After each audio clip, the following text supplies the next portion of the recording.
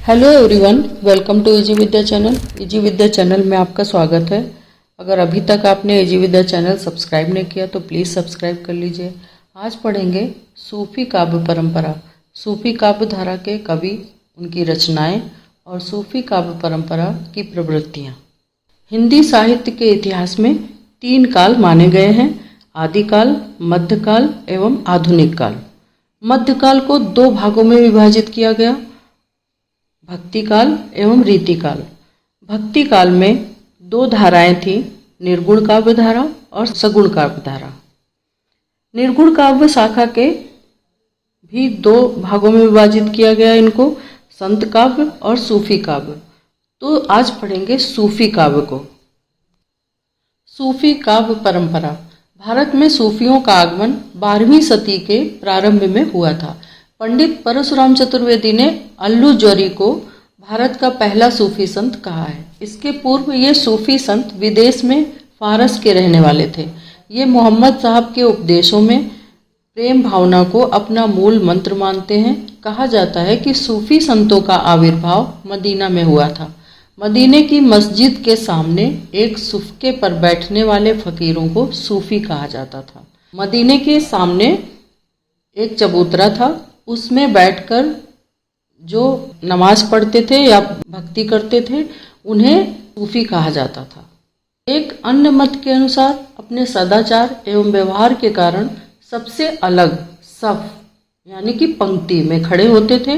कुछ लोग सोफिया ज्ञान के कारण इन्हें सूफी कहते हैं, किंतु सर्वाधिक प्रचलित अवधारणा यह है कि सूफी शब्द की उत्पत्ति सूफी यानी कि सफ़ेद ऊन से हुई और सफ़ेद कपड़ा पहनने के कारण इन्हें सूफी संत कहा जाता था। तो इस प्रकार सूफी शब्द कहाँ से आया, इसकी कई अवधारणाएं मिलती हैं। कुछ लोग कहते हैं कि सूफी चबूतरे को कहते हैं, सुफ्के में बैठकर यानी चबूतरे में बैठकर वो नमाज पढ़ते थे, अपनी भक्ति करते थे, इसलिए उन्हें सूफी कहा गया। कुछ लोग कहते हैं कि एक पंक्ति में आगे खड़े होकर के वो भक्ति करते थे या सफ़ेद कपड़े पहनते थे। किसी अवधारणा के अनुसार सोफिया यानी कि ज्ञान या पवित्रता इनके अंदर थी, इसलिए इन्हें सूफी कहा जाता था। एक अन्य अवधारणा है कि सूफी शब्द की उत्पत्ति सूफी यानी सफ़ेद ऊन से हुई और सफ़ेद कपड़ा पहनने के कारण इन्हें सूफी संत कहा जाता था। मलिक मोहम्मद जायसी की कृति पद्मावत के उपरांत मंझन की मधुमालती, जलालुद्दीन कृत जमाल पचीसी, उस्मान कृत चित्रावली, शेख नवी कृत ज्ञानदीप और कासिम शाह कृत हंस जवाहिर प्रतिनिधि सूफी रचनाएं हैं। यूँ तो सूफी संतों के प्रेमाख्यान काव्य के आधार पर प्रेम कथाएं लिखी गई हैं और सूफी काव्य परंपरा में ही 20वीं सदी तक रचनाएं मिलती हैं, किंतु जो दार्शनिक विवेचन एवं लोकव्यापी प्रभाव उपर्युक्त सूफी संतों में है वो परवर्ती रचनाओं में कहीं भी नहीं लक्षित होता। मलिक मोहम्मद जायसी कृत पद्मावत सूफी परंपरा का प्रौढ़तम महाकाव्य है। यद्यपि डॉक्टर हरदेव बाहरी ने इस प्रकृति की रत्न शेखर कथा का भाव रूप कहा है, किंतु पद्मावत का भाव सौंदर्य कवि की कल्पना प्रवणता का परिचायक है। पद्मावत प्रतीकात्मक काव्य है और उनमें रूपक तत्व इस प्रकार घुल मिल गया है कि लौकिक कथा से आध्यात्मिक प्रतीक को पृथक करना दुष्कर हो जाता है। राम कुमार वर्मा मुल्ला दाऊद की चंदायन, जो कि 1379 ईस्वी में लिखी गई थी, हिंदी सूफी काव्य को प्रथम रचना एवं प्रथम कवि मानते हैं। राम कुमार वर्मा मुल्ला दाऊद को प्रथम कवि और उनकी रचना को चंदायन को प्रथम रचना मानते हैं। डॉक्टर नागेंद्र 1370 ईस्वी में लिखी गई असाइद द्वारा लिखित हंसावली को प्रथम रचना मानते हैं। हंसावली राजस्थानी में लिखी गई है। आचार्य हजारी प्रसाद द्विवेदी ईश्वर दास की सत्यवती कथा, जो कि 1500 ईस्वी में लिखी गई है, उसको सूफी परंपरा की प्रथम कृति मानते हैं। आचार्य रामचंद्र शुक्ल 1501 ईस्वी में लिखी गई मृगावती के रचनाकार कुतुबन को हिंदी का प्रथम प्रमुख सूफी कवि मानते हैं। प्रमुख सूफी कवि और उनकी रचनाएं। मुल्ला दाऊद की चंदायन कृति है। मलिक मोहम्मद जायसी ने पद्मावत, अखरावट और आखिरी कलाम लिखा।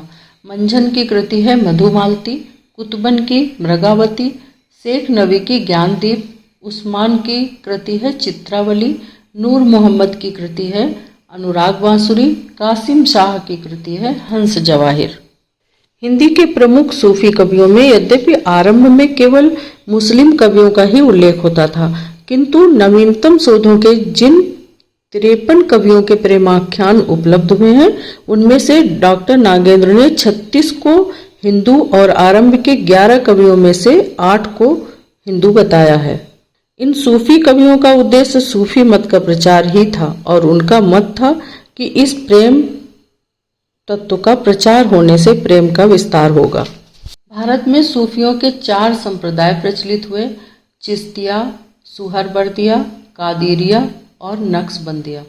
हिंदी में जब इस परंपरा के कवियों ने अपने सिद्धांतों की व्याख्या की तो उसके पूर्व भारत में प्रेमाख्यानों की एक सुदीर्घ परंपरा विद्यमान थी, किंतु आलोचकों ने उस परंपरा की उपेक्षा करते हुए सूफी आख्यानों को विदेशी घोषित किया।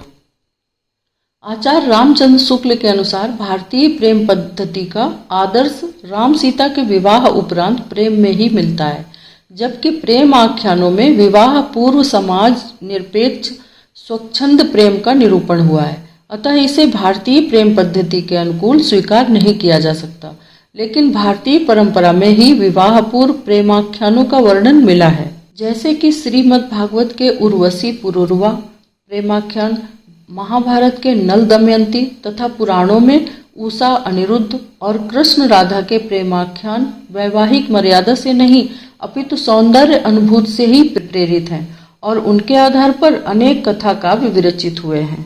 सूफी प्रेमाख्यानक काव्य की कुछ निजी विशेषताएं हैं। ये प्रेम गाथाएं भारतीय परंपरा की सर्ग बुद्धि शैली में न लिखी जाकर मसनवी शैली में लिखी गई हैं। मसनवी फारसी के काव्य रूपों में एक है।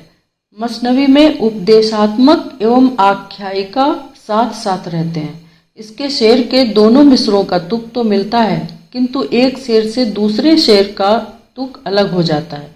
फारसी साहित्य में मसनवी का प्रथम प्रयोग 9वीं शती में रुदनी के काव्य में मिलता है।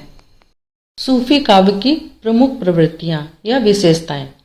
पहला है प्रेम का महत्व, दूसरा विरह भावना का आधिक्य, इतिहास और कल्पना का समन्वय, चौथा है गुरु का महत्व, पांचवा है रहस्यवाद, छठवां शैतान की कल्पना, सातवां प्रबंध कल्पना, आठवां रस, 9 चरित्र चित्रण, 10वां है भारतीयता का समावेश, 11वां है सकारात्मक दृष्टिकोण और 12वां है भाषा शैली। तो ये सूफी काव्य की प्रमुख प्रवृत्तियां हैं। अब जानते हैं इनको डिटेल से। सूफी काव्य में प्रेम को सर्वोच्च स्थान दिया गया है। प्रेम के माध्यम से ही परमात्मा को प्राप्त किया जा सकता है, ऐसा सूफी कवियों का मानना है। प्रेमी प्रेमिकाओं के माध्यम से ये समझाने की कोशिश की गई है कि जिस तरह से प्रेमी अपनी प्रेमिकाओं को प्राप्त करने का लक्ष्य निर्धारित करता है, उसी प्रकार मानव को अपनी आत्मा द्वारा ईश्वर को प्राप्त करने का प्रयास करना चाहिए। तो सूफी कवियों ने आत्मा और परमात्मा के मिलन में प्रेम को आधार बनाया है। विरह भावना का आधिक्य। सूफी कवियों ने विरह वर्णन को विशेष महत्व दिया है। वे परमात्मा के विरह में तड़पते हुए प्रेमी प्रेमिका के माध्यम से विरह की अनुभूति को व्यक्त करते हैं। विरह भावना में इस प्रकार इस बात का विवरण है कि जब किसी के अंदर भक्ति भावना भर जाती है तो वो भक्त ईश्वर की प्राप्ति के लिए तड़पता है। जिस प्रकार से प्रेमी प्रेमिका पहले मिलते हैं और फिर बिछड़ते हैं तो उन्हें विरह वेदना की अनुभूति होती है। तो इसको प्रेमी प्रेमिका के माध्यम से विरह की अनुभूति को व्यक्त किया है सूफी कवियों ने। इतिहास और कल्पना का समन्वय। सूफी काव्य में भारतीय और फारसी साहित्य की कथाओं का मिश्रण है। सूफी कवि अपनी रचनाओं में ऐतिहासिक घटनाओं और कल्पनाओं का प्रयोग करते हैं। इनका काव्य प्रबंध काव्य होने के कारण इन्होंने ऐतिहासिक कथाओं पर रचनाएं की हैं। इनकी कहानी पहले से ही निर्धारित है। उस कहानी में कल्पना अर्थात इमेजिनेशन को मिश्रित कर सूफी काव्य का सृजन हुआ है। इस प्रकार सूफी काव्य में इतिहास और कल्पना का समन्वय देखने को मिलता है। गुरु का महत्व। सूफी कवियों ने गुरु को ईश्वर प्राप्ति का साधन माना है। वे गुरु को पीर या मुर्शिद कहते हैं और उनके महत्व को स्वीकार करते हैं। जब आत्मा परमात्मा को प्राप्त करने के लिए भक्ति में लीन होती है तो शैतान उसमें बाधा डालते हैं। तब भक्त गुरु की शरण में जाते हैं। वैसे भी भक्ति मार्ग गुरु ही दिखाते हैं, अर्थात ईश्वर को मिलाने का कार्य गुरु ही करते हैं। इसलिए सूफी काव्य में गुरु के महत्व को दर्शाया गया है। रहस्यवाद। सूफी काव्य में रहस्यवाद का प्रभाव स्पष्ट रूप से दिखाई देता है। सूफी कवि अपने काव्य में ईश्वर और आत्मा के मिलन को रहस्यमय तरीके से व्यक्त करते हैं। सूफी कवियों ने जो आध्यात्मिक एवं ऐतिहासिक कहानियों को एक नया रूप प्रदान किया है, उसमें प्रेमी को आत्मा और प्रेमिका को परमात्मा मानकर आत्मा और परमात्मा यानी भक्त और ईश्वर को का मिलन करवाया है, वो रहस्यात्मक प्रतीत होता है। सूफी कवियों ने आत्मा और परमात्मा के मिलन को प्रेमिका और प्रेमी के माध्यम से रहस्यमय तरीके से प्रस्तुत किया है। शैतान की कल्पना। सूफी कवियों ने शैतान को एक शक्तिशाली पात्र के रूप में चित्रित किया है, जो मनुष्य को ईश्वर से दूर ले जाता है। पहले सूफी कवियों ने प्रेमी और प्रेमिका को आपस में मिलाया, फिर उसमें विरह वेदना उनको अलग कर दिया, तो उनके अंदर विरह वेदना का उन्होंने व्याख्यान किया। फिर उसके बाद जब प्रेमी प्रेमिका मिलते हैं तो एक विशेष तरह की सुखद अनुभूति होती है। उसी प्रकार से भक्त ईश्वर को प्राप्त करता है तो उसे कितनी सुखद अनुभूति होती है, इसका इन्होंने प्रेमी प्रेमिका के माध्यम से वर्णन किया है। प्रबंध कल्पना। सूफी काव्य प्रबंधात्मक शैली में लिखा गया है। इसमें कथा का क्रमबद्ध विकास होता है और नायक नायिका के प्रेम का वर्णन किया जाता है। सूफी काव्य ऐतिहासिक कथाओं पर आधारित होने के कारण प्रबंध काव्य है। इनकी कथाओं की क्रमबद्ध प्रस्तुति पहले से ही निर्धारित है कि किस स्थान पर कौन सा दृश्य प्रस्तुत करना है। बस उन्होंने अपनी कल्पनाओं का मिश्रण कर दिया है नायक नायिकाओं के प्रेम के वर्णन में। इनकी कथाएं सूफी काव्य में वर्णनात्मक शैली में प्रस्तुत की है। पुरूरवा, उर्वशी, नल, दमयंती, कृष्ण राधा की कथाएं प्रस्तुत की गई हैं। रस।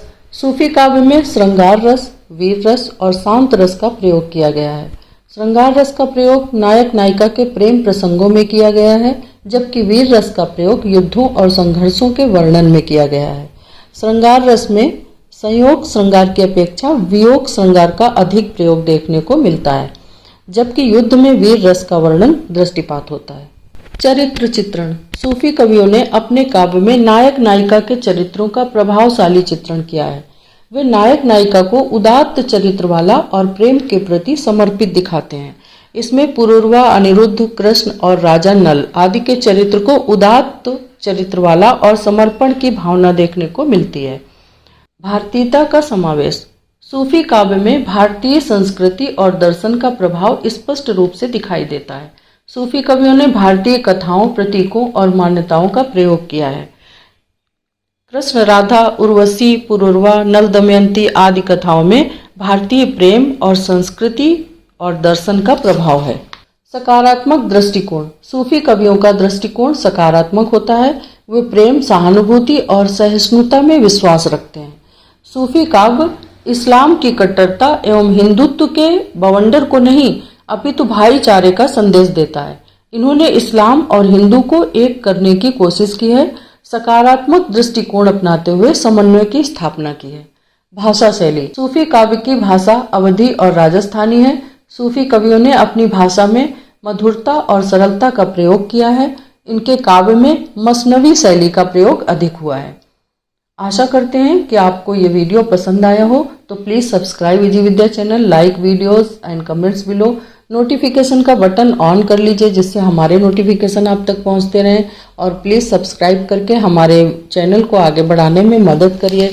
धन्यवाद।